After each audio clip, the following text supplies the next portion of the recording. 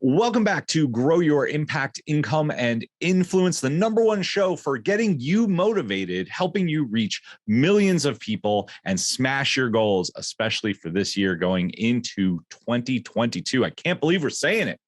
Today, I am joined by Eddie Johnson. Eddie is a motivational speaker who helps people overcome and break through adversity. I'm super excited. This is going to be a great show. I can't think of a better way to start off 2022. Eddie, welcome to the show. How are you doing, man? Man, I tell you what, Stephen, I'm doing fantastic, man. And thank you so much for having me on today. It's my pleasure. So let's just jump right into it. I mean, right now you work, you speak on stages, you go in and you do some corporate consulting. You're helping them break through adversity. You're helping them get out of their own way. I mean, that's how I describe, like sometimes we have some limiting self-beliefs. Talk to me about how you got started in this, because usually it starts with us overcoming our own problems, right? Yeah, absolutely. So interesting enough, almost 5 years ago now, I was working for this great, amazing company, man. And the month I was celebrating my 20-year anniversary, things changed. I was called in and I was told, hey, Eddie, listen, you're a good leader, but the company's going through a change. And today is going to be your last day. And I think many of us have heard that throughout our careers and all, but it was my first time hearing those words. So I leave this great, amazing company and I'm like, not quite sure what's next. I knew that there was something that was going to work out, but wasn't quite sure. So anyway, fast forward several days later, I get a phone call from a good friend and says, hey, Eddie, hear that you lost your job, but me and some guys about to go through this process to talk about legacy, purpose, and this might be great for you. I took him up on that offer that he threw out there for me. And I tell you, it was the best thing I could have ever done. Because as a result of that, I got to better understand who I was and what I had to offer. But more than anything else, I got to tap into and realize and discover my purpose, which is to encourage, inspire, and motivate others to believe, break through adversity so that they can reach the next level in their life. So after going through that process, I had been nudged spiritually 8 years prior to write a book. And I tried to run from this assignment. And I think many of us try to run from things that we may have been called to do or that we know we should do, but we have those underlying fears that prevents us from doing it, right? So it was real clear to me that I needed to actually buckle down and do this, and I did.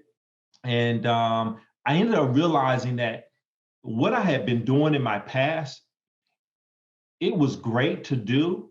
I worked with some great people, but really for the most part, I'm really all about touching other people and impacting other people.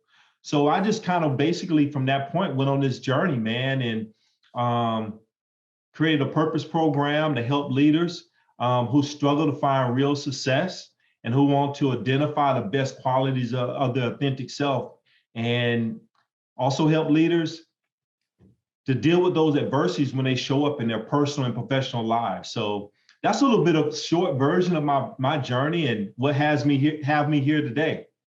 So, I mean, that Eddie, there's a lot in that story that I want to unpack. So the first thing is like, I can share, like, I got fired from my first job, not my first job ever, but I got fired from the first job, the first time I got fired. That's how I should say it. When I was 22.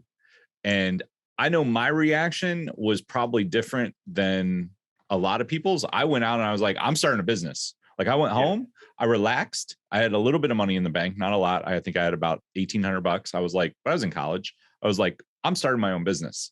You obviously had a different experience, but I would love to hear, like, it's not like a quick transition that's easy, right? Like you made it. You kind of glossed over that a little bit. Like, how do you go from, I don't have a job to you're going into 20 years on the job, 20 years in your relationship. Yep, 20 years with this particular company. And as a matter of fact, within days of hitting 20 years. Okay, so 20 years, you come home, what, like, we'll get to the book in a second, because that I know there's a lot of gold there, but let's start with, like, what did you do? Like, even though you had a mentor and you had somebody that was like nudging you in the right direction, what was the path that you took? Because I think that's where champions are made, right? Everybody, it's easy to have an idea, right? Yeah. Oh, Yeah. I want to be a motivational speaker. I'm sure you hear that from people when you speak on stage. I would love to do what you do. But one out of probably 100 actually does it. So what path did you take? Like, I want to unpack some of that. Like, tell us the nitty gritty. Well, again, man, Stephen, listen, I had no idea that I was going to be in this space. Okay. So if I go back a little bit, what I'll tell you is I'm a man of faith, right? And as it turned out, I was leaving the office and I'm sitting in my car, and in complete transparency, there's a part of me that wanted to break down, right? And there's another part of me that was this bit of peace. So I leave the office, and as I leave the office, Stephen, I turned on my radio, and within 5 minutes of me being in the car, there was a song that came on the radio by an artist by the name of Yolanda Adams. And she sings this song that says, this battle, essentially says, this battle is not yours. And I gotta tell you, I lost it at that point. I had to pull over to the side of the road, contain myself. The reason I lost is because this song had significant value to me, okay? And the value was back in 2003, during the time that I had gotten my first big leadership role with this company, I was facing the biggest challenge of my life when my 3-year-old son, Kendall, was diagnosed with an inoperable brain tumor, right? That's a hard thing as a parent, to know that your child is ill like that, right? Sure. So me being a man of faith, I'm relying on my faith. But what I realized is every time I would have one of those rough moments, that song would manage to come on when I was in the car. So that song became very significant to me from 2003 up until this time in my life, right? So in that moment, that's when everything just kind of hit me, is that, you know what, Eddie? Every time you're going through something, this song shows up, and guess what? It works out. And once again, it worked out. I may not know how it's going to work out, but I know it's always going to work out, right? So again, I go through this process of purpose, discovery, talking about legacy, and I started to identify the best qualities that I had to offer.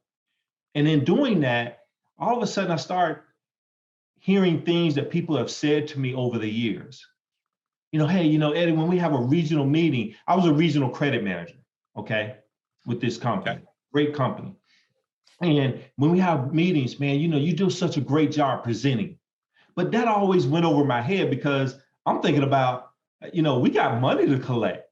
You know, we got debt to make sure that we don't create and we get these customers going in the right direction.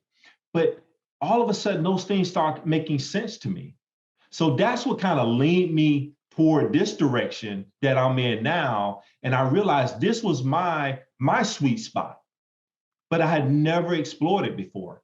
So yeah, so that's pretty basically what really got me here to this place. Hey, thanks for taking a moment to check out this episode of Grow Your Impact, Income, and Influence, the #1 show helping you reach millions.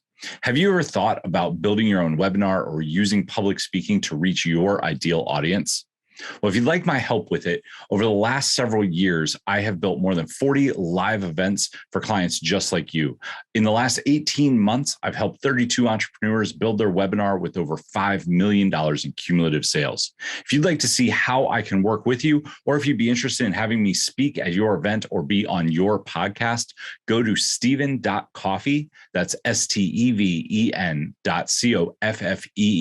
to book a short call with me and see how we can work together. All right, let's jump back to the episode.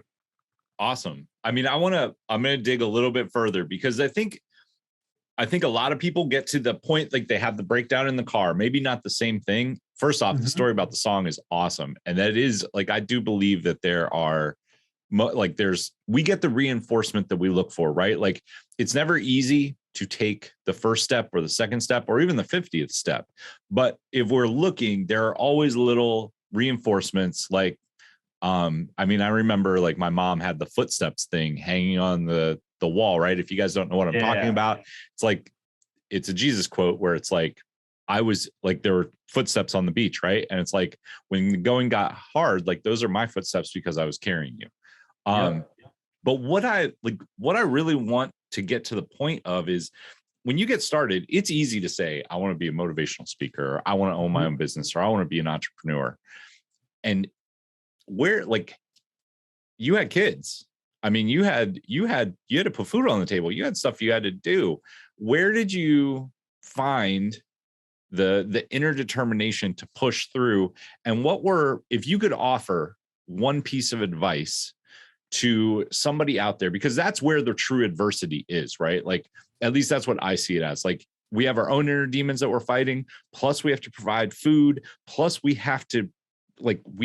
there's like 5 things that we have to do right now. How did you overcome that? And like, what was the story like? I mean, what was the first speech that you gave?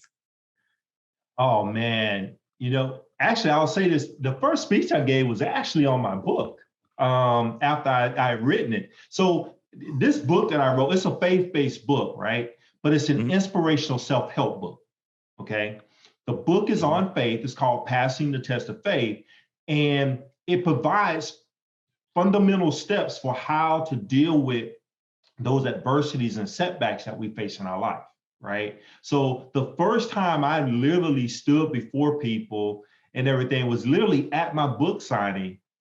And nice. It was really cool because I'm looking across at people and I'm just like looking at people being very attentive to what it is that I was saying, right? And at that point, I realized that I was making a connection with people. People could relate to what it was that I was talking about, and yeah, what really got me through all of this, it was my faith. It was me having that faith, but also believing that I could overcome whatever it was that I was dealing with and that I was facing at that time. And I think that's something that we all have to come to that realization. We have to believe that we can face whatever it is. I don't care how big it is or how small it is. If we don't have belief within ourselves that we can deal with it or overcome it, guess what? We never will. We'll stay right there, stuck in that situation, going nowhere. I mean, I agree wholeheartedly. I think that's the number one thing holding back 90% of the population in the US. Like, they want to say like, I can't figure that out. Like, I can't get out of my own way. I can't take that action, but you found the way to, and I think it's every day. Like, it's marathon, right? I remember one of my very first business conversations in 2014. Somebody told me, like, it's not a sprint, man. Like, you can listen to Gary Vee all you want about grind, but it's not that it's not a grind. It is, but that's the thing. It's a long, like, it never ends. And if you look at it like that, it's intentional practice every day. How can I get a little bit better? How can I tweak something just a little bit? How can I take the next step to get there? So talk to me a little bit about discovering your purpose, because you discovered your purpose and it lit you up inside. It got you to write the book and it got you to start speaking and getting on stages. So talk to me a little bit about finding your purpose. Yeah. So this is what I realized is that everybody can tell us how to reach success, right? We've all heard this saying, you go to college, get a good job, work hard, start a family, buy a house, and you will reach success. Well, the truth of the matter is we do all of these things, and then we wake up one day and was like, hold up, something is missing. Am I really doing what I should be doing? But more than anything else, this is what success feels like. This is what it looks like. This is not what I envision. And the reason being is we reach this level of success based off of everybody else's terms. Right. Versus what we really have to offer to reach our own success. And the way that we do that is by tapping into the best things that we have to offer other people through our passions, our motivations, our talents, and our gifts. Okay. So, when I think about purpose and what I explain to people, purpose is about what you was created to do for the benefit of others. And once I was able to kind of really realize that and hum in on that, at that point, it made it easier for me to get up every day and walk out the door, because I know that, I'm going to walk out the door and I'm going to inspire somebody today. I'm going to walk out of the door and I'm going to run into somebody, or somebody's going to reach out to me that's going through something. And you know what? I'll be able to share with them about how to deal with that adversity that they're facing. And that's what purpose is all about. It's for the benefit of other people, right? So, that's what purpose is really all about. But that's what I love so much about it. What I really love so much about it is it's about taking those best qualities that you have to offer, not anybody else, but what you have to offer. And when we identify those things, we begin to show up differently to the world.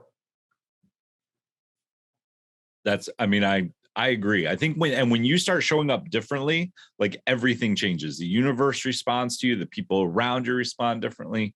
Everything starts to change. Yeah. I absolutely love it. So I want to ask, I'm going to switch gears because I want to actually pull out some tactics. First off, there's motivational speakers everywhere. You go into the bookstore, there's a gazillion self-help books.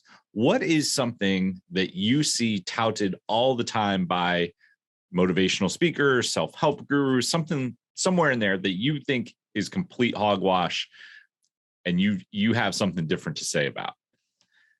You know what? That's a good question. Really good question.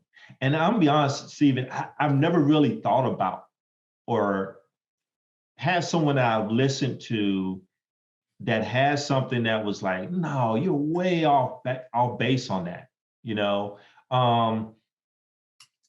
What I think is, if we really think about it, there's nothing I can say that I feel is hogwash. But what I will say is, I think that those motivational speakers that are out there that are willing to be authentic and share their story and their journey and open up to others, those are the type of motivational speakers that we really want to be listening to, because guess what? We can relate to those things that they've experienced, if that makes sense, right?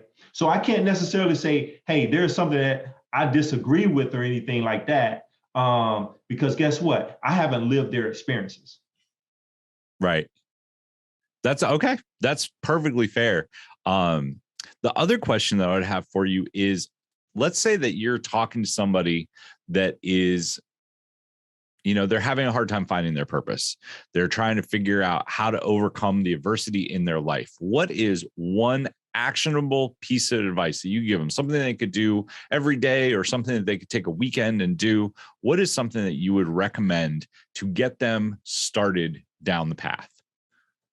I would tell them first, for someone that is going through an adversity or facing a challenge or a setback in their life, is the first and foremost, remember that you are not alone. And I think that's important. And the reason I think that's important is because many times when we're facing something, all we see is this thing that's standing in front of us. And when we see this, we begin to think that there's nobody else dealing with or experiencing this or have ever dealt with this. I'm the only one. Well, guess what? You're not the only one. There's been many people that have gone before you. And guess what? They've overcome them. And so if they can overcome it, you can too. Now, it doesn't mean that your way of overcoming is going to look like theirs, but you know what? It gives us some hope. And I think that's something that's important that we have to realize, is that we're not alone, but we also have to have that hope that, you know what? I can get through this. It may not happen in a week. It may not happen in 2 weeks. It may not happen in 3 months. It may actually be a 2 years or 3 years before we get through it, but you're not by yourself. And I would tell people to, you know what? Seek out other people that will give you honest advice and be truthful with you, and people that you can trust. That, I mean, that right there, like if you, I just want to rewind what you said and I want to put it into perspective. It is real easy, especially when the chips are down, to surround yourself with people who say it's not your fault. You know, the world is against you. Oh my goodness, poor you. It is better to find somebody that will be truthful and honest with you. Now, that doesn't mean that they're going to be mean or rude, but somebody that will actually hold you accountable to make you a better person. You want to find that one person, and it is rare. I can tell you this is a story that I'll share because this kind of brings it full circle. We were talking about the footsteps, right? Find somebody that you can lean on that can carry you. When I got fired from my job, I must have had 20 of my friends say, "Oh my goodness, that place sucks. Screw them. Like, they're horrible." And my reaction to that, my dad actually was one of these people. My dad said, "I can't believe they do that to you. You worked there for 4 years, blah, blah, blah, blah." And I said, you know what? It doesn't matter. Number one, I don't have a job. Number two, whatever. Like, I wasn't the perfect employee. I didn't do anything to deserve to get fired. I'll be really clear about that, but it doesn't matter. I moved past it. The person that made the biggest difference to me, which is where I'm going with this, is there was one person who said, "What are you going to do right now? What are you going to do to make your life better tomorrow? Do you want to go back and work a job?" At the time, I had read Rich Dad Poor Dad, and I kind of flirted around with opening a business or doing something different. And he said, "What are you going to do to make things different?" And he didn't allow me to sit in self-pity. He didn't allow me to sit there and like, "Oh, the world's a horrible place." And he also said, it's never a mistake. It's never a failure if you learn from the mistake and you move forward. And that was what he said. He said, "So what's the lesson here?" I said, "They don't want to work for anybody else ever." Okay, then what can you do differently? And look at this as an opportunity. Instead of a setback, right? Find the people that will support you in that. I think that is absolutely great advice. Eddie, I want to say thank you so much for sharing with us. If people want to learn more about you, if people want to get your book, where should they go? Yeah, the best way to reach me is by going to my website, which is eddieLjohnson.com. That's eddieLjohnson.com. There you can find out everything you need to know. The book, more about the book, how to get the book, purpose programs, how to register, and all that great stuff there. So my website is the best way. Awesome. That will be linked in the show notes as well. So make sure you check out Eddie. I just want to say thank you one more time for coming on and sharing with us. This was absolutely phenomenal, and you were a great guest. Thanks for kicking off 2022 with some purpose. Thank you so much, Stephen. No problem. To everybody else, remember, until next time, take action, change lives, and make money. We'll see you soon.